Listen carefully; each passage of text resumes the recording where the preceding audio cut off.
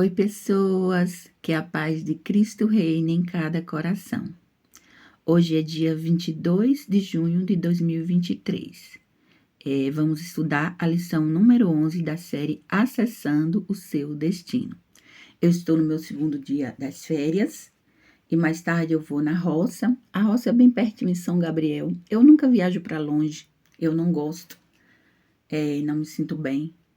Eu não gosto de viagens, eu sinto enjoo em carro, eu só gosto de andar de moto. E eu só vou para lugares bem pertinho ou para onde Deus me mandar. E até então, Deus nunca me mandou para nenhum lugar distante. Então, hoje recebi o convite para ir comemorar o aniversário do meu sobrinho. Meu sobrinho é um menino de ouro, esse que está completando anos hoje. A minha família gosta de comemorar aniversário. Alguns da família gostam muito de comemorar aniversário. É uma forma de demonstrar gratidão a Deus, de reunir amigos, a família. Enfim, é um momento assim agradável. E Lico vai me levar mais tarde e eu vou voltar ainda hoje, de noite, da roça. Então, vamos estudar aqui a lição número 11 da série Acessando o Seu Destino. Deus colocou no meu coração e ministrou que eu deveria fazer um vídeo explicando todos esses detalhes que ele tem ministrado para mim. Revelação dos mistérios de Deus para o dia 21/6/2023. Esse aí foi o que Deus ministrou logo cedo, se eu não me engano, foi logo cedo, dia 21/6/2023, que diz assim: pesar a mão na vida, família e ministério significa castigar de forma dura, a ponto de abalar as estruturas físicas, emocionais e espirituais.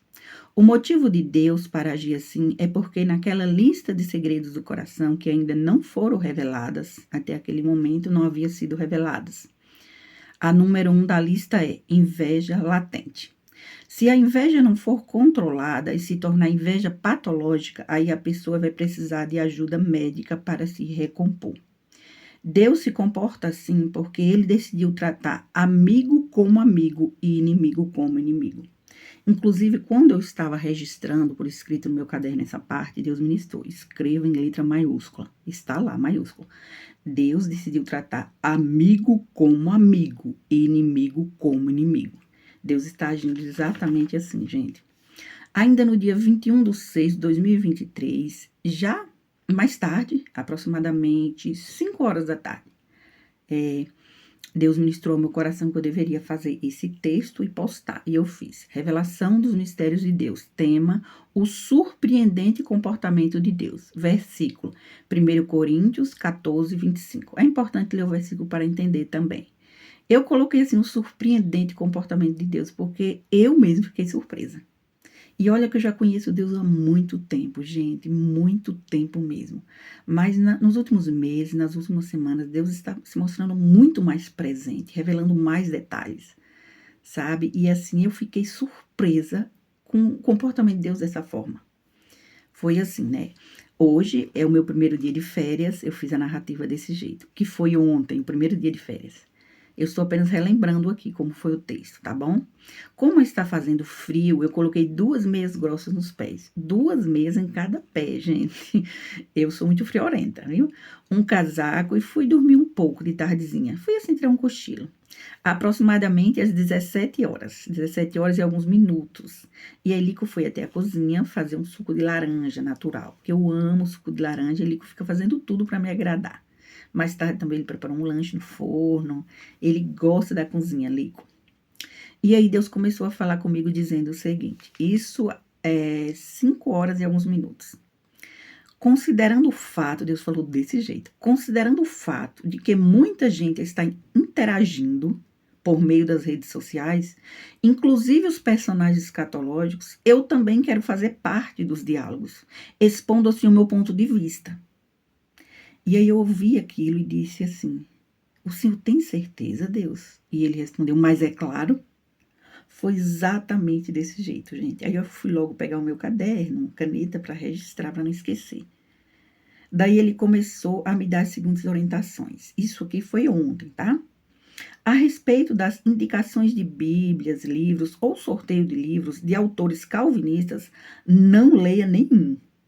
Não leia nenhum. A grande maioria contém heresias e eu não quero que você fique confusa em relação às informações distorcidas. Ou seja, as informações que contém nos livros, gente. Se o autor é calvinista, é evidente que ele vai colocar sua ideologia. Então, a maioria, de acordo a revelação de Deus, tem heresias e pode causar confusão mental. E outro item que ele falou, em relação aos livros do reverendo, inclusive achei interessante isso, eu até pontuei.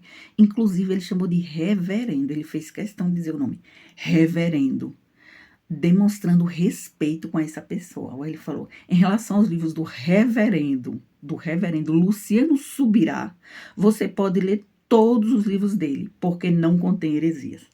Deus falou desse jeito. Deus não costuma chamar os pastores aqui na terra de reverendo. Ele cita diretamente o nome das pessoas. Desse aqui ele fez questão de dizer os livros do reverendo.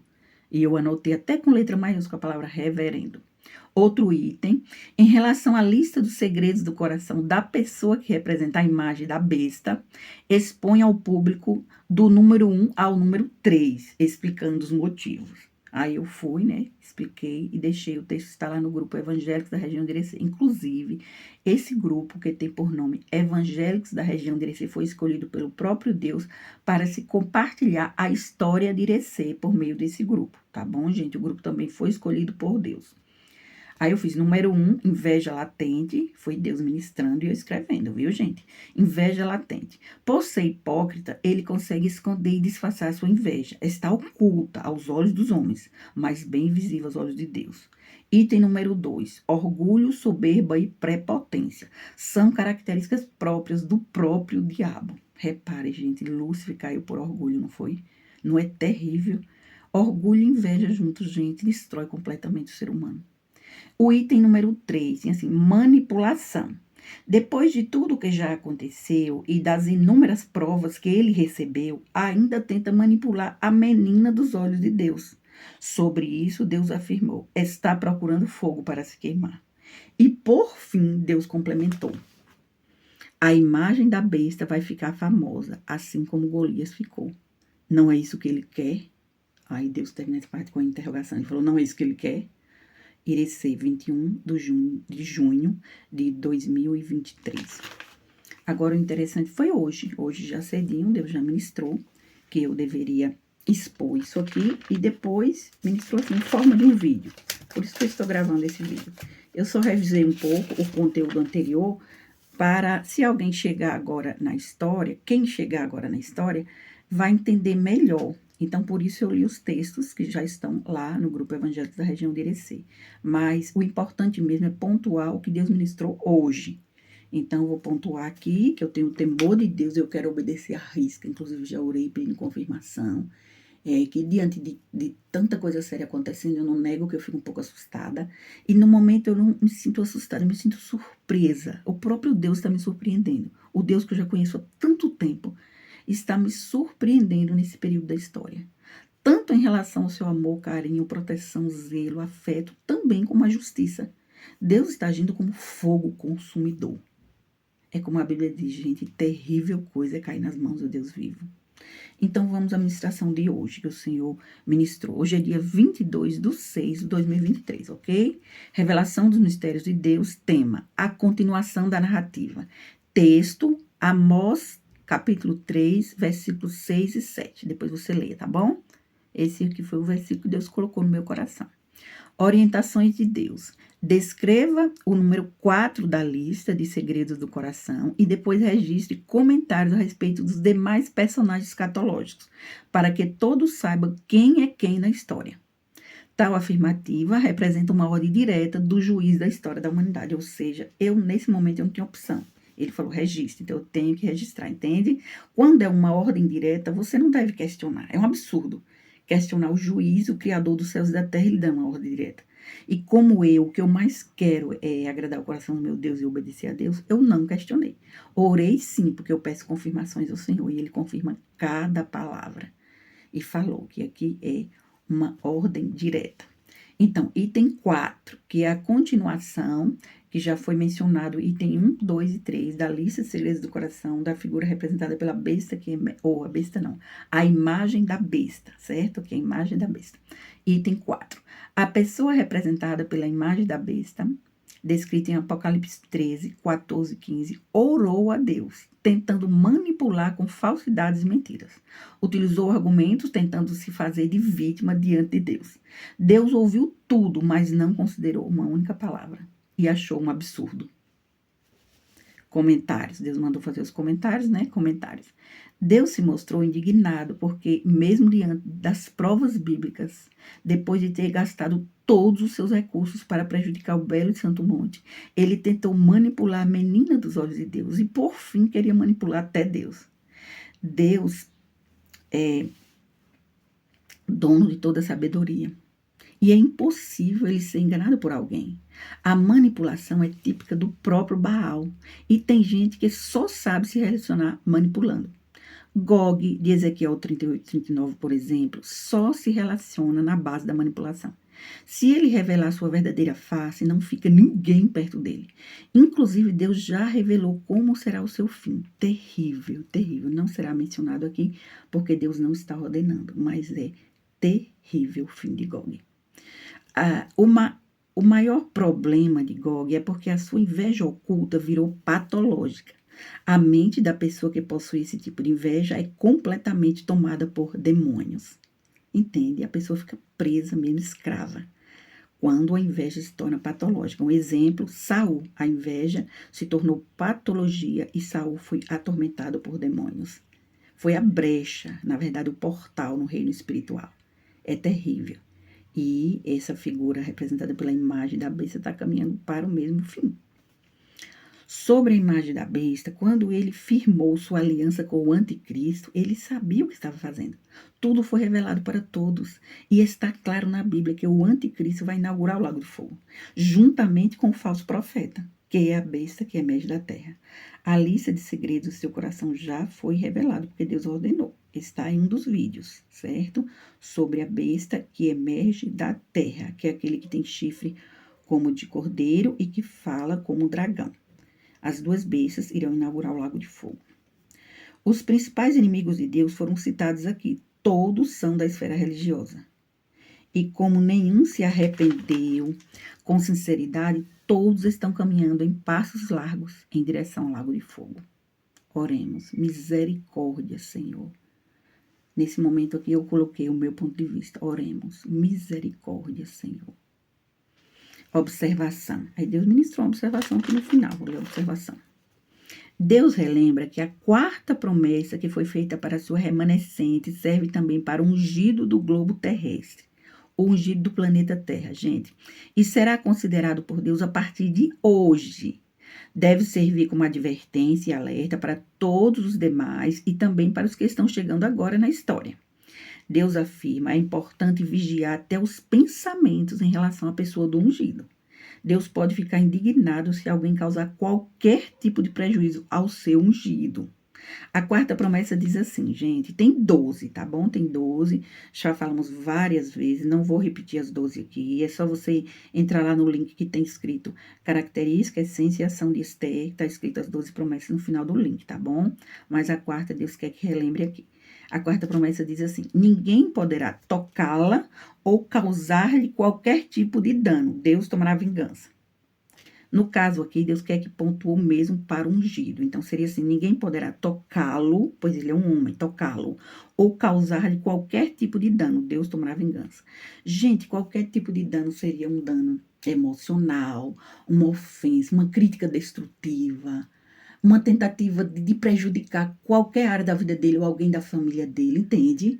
Se tentar isso aqui, Deus vai tomar vingança. E Deus não está de brincadeira. Então, eu quero deixar aqui esse conselho, essa orientação e essa dica. Não tente falar nada, nem fazer nada contra ele. Não tente prejudicar de maneira proposital. Você pode discordar, sim, com educação, com argumentos bíblicos. Eu já discordei várias vezes e eu tenho certeza que ele não tem raiva de mim. Por isso. Porque eu pontuei o meu argumento e meu ponto de vista. E todo mundo sabe o quanto a mulher pensa diferente do homem. Né, tem a ver com a história de vida, com as experiências, ele vai ouvir com atenção, você pode discordar, não estou dizendo aqui que você deve colocar um tapete vermelho, ou mesmo andar pisando em ovos, não é isso, e nem ele está pedindo esse tipo de tratamento. O que Deus exige é respeito, porque ele é uma pessoa na terra que tem o respeito do próprio Deus, Deus chama ele de reverendo. Ou seja, se Deus respeita, Deus não aceita que ninguém desrespeite. Você entende? Lembra, Deus diz, trata amigo como amigo, e Deus enxerga ele como amigo, e inimigo como inimigo, é o que Deus está fazendo. Então, eu quero deixar aqui claro que a partir de hoje, esse decreto de Deus, Deus vai tomar vingança contra qualquer pessoa da face da terra, até mesmo se for da família de sangue. Se tentar prejudicá-lo de maneira proposital, Deus vai tomar vingança, tá bom? Fica aqui a advertência, tá certo? E eu conheço Deus há muito tempo. Deus já se vingou de muita gente que tentou prejudicar a mim ou o Ministério Avivar. Ele tomou vingança, coisas terríveis aconteceram com muita gente mesmo. Inclusive o próprio Gog, que já fez parte do ministério, já foi o responsável por todo o setor administrativo. Depois o próprio Deus expulsou de lá. E aí ele gastou 2 capítulos inteiros da sua história, a saber, Ezequiel 38 e 9, tentando prejudicar os remanescentes escatológicos, habitantes do belo e santo monte, que está descrito de forma metafórica em Ezequiel 38 e 9. E, por fim, desafiou o próprio Deus. E aí, quando ele desafiou a Deus, aí desafia até hoje. Ele desafia a Deus em público e aí Deus responde à altura. Então, assim, Deus realmente toma vingança. Nós devemos levar isso a sério, tá bom? A respeito de obter lucros financeiros em relação aos livros da autoria do ungido, ele é escritor, gente. Deus não quer que comercialize. Deus diz, de graça recebeis, de graça dai. Essa perspectiva de Deus é no sentido que a palavra de Deus é tão preciosa que não tem preço. E lembra que o próprio Deus elogiou os livros, ele disse que eu poderia ler todos os livros dele, porque não contém heresias, e nós sabemos que isso é raro nos dias de hoje. Então, é a palavra de Deus preciosa e pura que ele escreve nos livros. A experiência de vida, o que ele aprende, o que Deus fala com ele, e a palavra de Deus do jeito que ela é, sem distorcer nenhuma parte, entende? Então, achei tão bonita essa parte. Oh, mas Deus é fofo, gente. Oh, essa perspectiva de Deus é no sentido que a palavra de Deus é tão preciosa que não tem preço. A verdade de Deus tem valor. O reino de Deus é um tesouro escondido. O dinheiro da terra não pode comprá-lo. Esse foi o argumento de Deus para não obter lucros financeiros em relação aos livros. Inclusive, um dos motivos de Deus ao permitir o registro do projeto Pequena Luz em fórum em 2012 é para dar o direito à sua remanescente de reivindicar que ninguém comercialize a ideia do projeto. Ele é a pedra de Daniel capítulo 2, e dinheiro nenhum do mundo pode comprar a ideologia de Deus. Conhecendo a menina dos teus olhos, como Deus conhece, eu fiquei emocionada com essa parte. Ele sabe que ela jamais cobraria 1 centavo dos pequeninos e das famílias. Em breve, o projeto deverá ser implantado na cidade de Irecê, na Bahia, por decreto divino. Glória a Deus e aleluia. E essa parte aqui do reconhecimento de Deus em relação a não cobrar, de fato, quando eu fiz, nem lápis eu cobrei. Foi tudo doação. Foi feito em uma igreja batista. E aí eu mesmo falava para algumas pessoas, ninguém cobre nada dessas crianças, por favor. Nós podemos pedir a outras pessoas, se tiver dificuldade, nós mesmos podemos pegar do nosso e pedir ajuda a empresários e a quem tem condição, mas jamais pode cobrar nada das famílias e das crianças. Porque Deus, ele abre as portas, ele dá um jeito. É tanto que nós fizemos com tudo, tinha todo o material, as tarefinhas, tudo. E a igreja pagou o aluguel apenas das salinhas em anexo ao templo. A igreja pagava o aluguel das salinhas e todo o restante, até as cadeiras, eram as cadeiras da Avivar. E aí eu utilizei toda essa estratégia, conforme tem no plano pedagógico do projeto, que Deus quer que utilize a estratégia. E Deus ministra o meu coração que ainda em 2023, o projeto será implantado na cidade de Irecê, na Bahia. Ainda em 2023, ele não disse o dia exato. O projeto será implantado na cidade de Irecê, na Bahia, e, conforme ele já prometeu, depois de todo implantado é que começa o avivamento do Brasil, porque eu sou avivalista, e Deus já ministrou, que onde tocar com as minhas mãos e com a planta dos meus pés, o lugar será abençoado por Deus. O projeto, gente, é um projeto multiplicador, tá certo? É a multiplicação do próprio Deus. Então, ele é um projeto multiplicador, detalhado, organizado, uma ideia assim que qualquer pessoa que tem consciência, lê o projeto todo, percebe que não é uma ideia humana, porque é extremamente inteligente e estratégica a ideia. Eu me lembro quando eu escrevi tudo, eu chorava, falava com as pessoas, gente, Deus usou a minha mão direita e a caneta não foi eu, foi Deus. Aí eu lembro que uma pessoa, da Vivar, uma professora, leu uma parte e disse, Cleia, é uma estratégia extremamente inteligente. E eu falei, fulana, é inteligente porque Deus é inteligente. A ideia é criativa porque Deus é criativo. Não foi eu, querida, foi Deus. E eu dizia isso e chorava, chorava, chorava na frente das pessoas, porque eu sou chorona, viu? Qualquer coisinha eu choro. Então, assim, eu ficava chorando, porque foi incrível, incrível. Uma coisa é você escrever algo que Deus disse.